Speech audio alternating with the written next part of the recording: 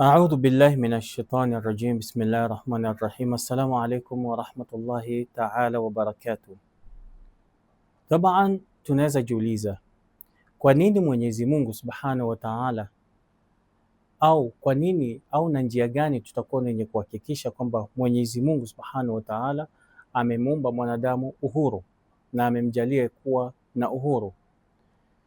Jawabu ni kwamba liannahu, kwa sababu hapa tunataka tuangalie sababu kwa nini Mwenyezi Mungu Subhanahu wa Ta'ala amekuwa ni mwenye kumuumba mwanadamu akiwa uhuru. Sasa liannahu, kwa sababu lau ja'alahu, lau Mwenyezi Mungu Subhanahu wa Ta'ala angekuwa ni mwenye kumjalia huyu mwanadamu, angekuwa ni mwenye kumjalia kuwa nini? Abdan lilghairi, yani kuwa ni kijakazi, kuwa ni slave wa mtu mwingine.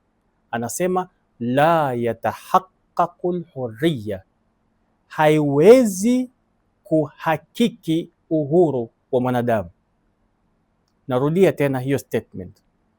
Lau Mwenyezi Mungu Subhanahu wa Ta'ala angetumba sisi sote kuwa ni kuwa ni vijakazi vya watu wengine, kuwa ni watumwa wa watu wengine, lau Mwenyezi Mungu angejalia tuwe hivyo, ingekuwa natija gani? Natija gani tungeipata? La yatahaqqaqul hurriya allati, hainge hakiki au haingepatikana uhuru ambayo kwamba ashara Allah Subhanahu wa Ta'ala, haingepatikana uhuru ambayo kwamba Mwenyezi Mungu Subhanahu wa Ta'ala amekuwa ni mwenye kuisheria kwamba yeye ametuumba uhuru, lakini sasa kwa vile hajatujalia sisi kuwa na uhuru, haingethibitika kwamba Mwenyezi Mungu ametuumba kuwa na uhuru.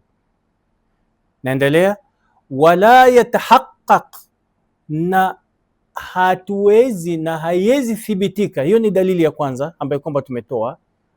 Dalili ya pili, wala yatahaqqaq maana al-insan kuwa ni aqilan, na haiwezi thibitika kuwa mwanadamu ni mwenye kutumia akili.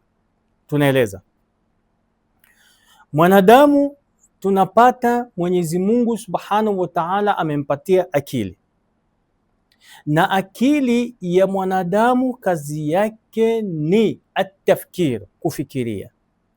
Na wakati tutakapoingia ndani zaidi, tunaona kwamba wakati akili inafanya kazi ya kufikiria, yani amaliyatu tafkir, kazi ya kufikiria, tunapata kwamba haitumii akili ya mtu mwingine kufanya kazi, bali inatumia akili yenyewe ndiye ambaye kwamba inafanya kazi pasina kutumia akili nyingine. Sasa kwa vile akili haitumii uwezo wa akili nyingine, bali inatumia uwezo wake yenyewe, inamaanisha kwamba kuna uhuru wa fikra, na kuna uhuru wa akili kufika katika natija, na kuna uhuru wa akili kujiuliza, na kuna uhuru wa akili kuleta majibu. Kwa hivyo inamaanisha kwamba la yatahaqqaqul hurriya, hatuwezi hakikisha maana ya uhuru ambaye kwamba Mwenyezi Mungu Subhanahu wa Ta'ala amekuwa ni mwenye kusema kwamba mwanadamu ni mwenye kuwa na akili. Kwa hivyo inamaanisha kwamba afadhali akili iwe ni yenye kuondolewa ndo iweze kuhakikishwa maana ya mtu kuwa ni slave wa mtu mwingine, ambaye kwamba haiwezekani.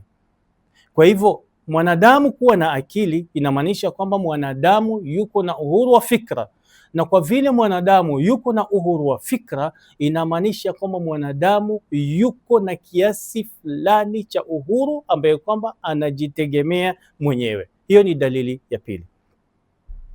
Lakini anasema kwa nini hivyo? Vile tulivyosema, lianna al-aqil, kwa sababu mtu mwenye yuko na akili timamu, la budda, ni lazima, an yakuna hurran, awe yuko na uhuru. Na sisi tunaona kwamba historia inathibitika yenyewe na inajithibitisha yenyewe kwamba watu ambao kwamba ni mufakirun, wengi wao ni watu ambao kwamba wako na uhuru wa fikra, na tunaona wengine wamefika katika marhala ya juu kuvumbua baadhi ya vitu ambavyo kwamba havikuwepo. Ni kwa ajili ya uhuru wa fikra na utumizi wa fikra na utumizi wa akili afan.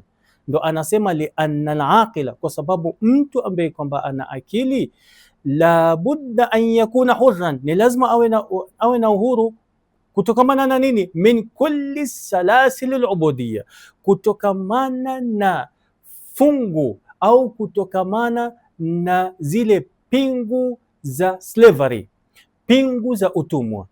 Ikiwa mwanadamu atakuwa yuko na zile pingu za utumwa, tutakuwa ni wenye kugundua kwamba atakapotoa kitu au akiwa ni mwandishi mfano na ni mfungwa, amefungwa na anaamrishwa aandike kitu fulani, tutagundua katika kitabu chake kwamba huyu bwana alikuwa ni mfungwa, huyu bwana alikuwa ni mtumwa wa kitu fulani, huyu bwana alikuwa ni mtumwa wa watu fulani, huyu bwana alikuwa ni mtumwa wa kundi fulani.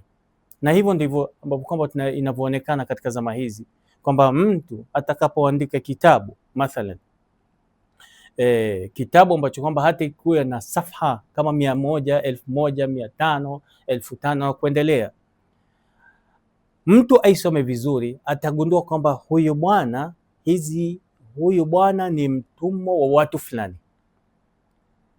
huyu bwana si mtumwa wa watu fulani, huyu bwana ametoa hii fikra na ameifanyia bidii yeye mwenyewe, na yeye ndiye ambaye kwamba ameivumbua. Kwa nini? Kwa ajili wakati ambao kwamba alfikra salima, mtu wakati ambao kwamba atakuwa ni mwenye kuwa na fikra ya kuwa mbali na utumwa, atagundua kwamba huyu bwana aliandika hiki kitabu, basi amekuwa ni mwenye kutegemea akili yake mwenyewe, hakukuwa ni mwenye kutegemea mtu mwingine, au hakuwa ni mwenye kuwa yuko chini ya mtu mwingine. Sasa ndo maana anasema ni lazima huyu mwanadamu ambaye kwamba ni aqil, ni lazima awe yuko mbali na silsila, yuko mbali na chains ya nini, ya slavery, ya utumwa. Tunaendelea. Wa min huna, na baada ya kuja na hizi natija na dalili hizi, al-insan, mwanadamu kama mwanadamu, kharij, tunampata kwamba wakati Mwenyezi Mungu alipomuumba yuko nje ya nini, ni taqil ubudiyya lilghair, yuko nje kabisa ya circle ya kuwa slave wa mtu mwingine, au yuko nje ya daira ya slavery ya mtu mwingine. Kwa hivyo Mwenyezi Mungu Subhanahu wa Ta'ala amemuumba mwanadamu akiwa yuko na uhuru. Lakini sasa katika hili tutakuwa ni kwenye kuthibitisha. Baada ya kuthibitisha ile ya kwanza, sasa hizi tunataka tuthibitishe na njia nyingine tofauti, haya ambayo kwamba sisi tumesema. Anasema wa tarikhu al-insani yashhad bidhalik, historia pia ya mwanadamu inashuhudia. Wakati ambao kwamba tutakaporudia historia ya mwanadamu, inathibitisha kwamba huyu mwanadamu ameumbwa akiwa nje ya circle ya slavery, liannahu, kwa sababu kullama idha alqaina, kila wakati tutakaporusha nini, nadharana, tutakapoweka mtizamo wetu, al-insan bifitratihi, mwanadamu kwa fitra yake, mwanadamu kwa maumbile yake, yas'a, kila wakati anakuwa ni mwenye kufanyia bidii nini, al-hurriya, yas'a lil-hurriya, anakuwa ni mwenye kufanyia bidii hii kilma, hii neno ya uhuru. Tutakaporudi katika historia ndio hivyo, tunaona kwamba wakati mwanadamu atakapokuwa, wakati kuanzia turudi kuanzia wakati wa baba yetu Nabii Adam alayhi salam mpaka katika zama hizi, tunapata watu wengi sana wamefanyia bidii zaidi na zaidi uhuru. Nchi ngapi wamepigania uhuru? Nchi ngapi wamekuwa ni wenye kutafuta uhuru kivo vote vile, hata kama itawa cost? Nchi ngapi wameweza kufanyia hivyo? Na watu wangapi wameweza kufariki kwa ajili tu ya kupigania uhuru? Kwa nini watu wanapigania uhuru? Kando na dini, kando sijui na madhehebu fulani, kando sijui na nani, ni watu wangapi wamefariki tu kwa ajili ya uhuru? Anasema yote hayo ni kwa ajili ya nini? Al-insan, mwanadamu kama mwanadamu, bifitratihi, kwa maumbile yake, kwa nature yake, kwa fitra yake, yas'a, fitra yake ndiye ambaye kwamba inamwambia wewe lazima uwe uko na uhuru wako, wewe lazima uwe na uhuru, wewe lazima uwe uko katika circle ya uhuru. Yas'a lilhurriya, mwanadamu kwa ajili ya fitra yake anakuwa ni mwenye kuifanyia bidii uhuru, lakini si uhuru tu, bil maana, kwa maana ya uhuru, wal lafdh, na kwa lafdhi ya uhuru. Mwanadamu anapigania uhuru kwa maana ya uhuru, sio kwamba iwe ni maana majazi, sio tu kwamba iwe ni kwamba mwanadamu anapigania uhuru kwa maanisha kwamba ni kava tu ya uhuru. La, anapigania uhuru kwa lafdhi ya uhuru, anapigania uhuru kwa maana ya uhuru. Wala yamzah bihadhihi lmaana, na wakati ambao kwamba mwanadamu kama mwanadamu itakapofika katika nukta hiyo hafanyi mzaha kabisa. Kwa nini? Kwa ajili fitra yake, fitra ya mwanadamu haifanyi mzaha. Fitra ya mwanadamu itamwambia kuna kitu kinachoitwa uhuru. Fitra ya mwanadamu kuna kitu ambacho kwamba itamwambia wewe hauko free na hii maisha yako, wewe hauko free, hauko na uhuru katika sehemu ambayo kwamba uliko, wewe hauko uhuru katika kazi ambayo kwamba unayofanya. Kwa hivyo fitra ya mwanadamu itamwambia kwamba sasa ni wakati wako wa kutafuta hii lafdhi ambayo kwamba inaitwa uhuru, ya kutafuta maana ambayo kwamba inaitwa uhuru, ndio waweze kuketi pamoja.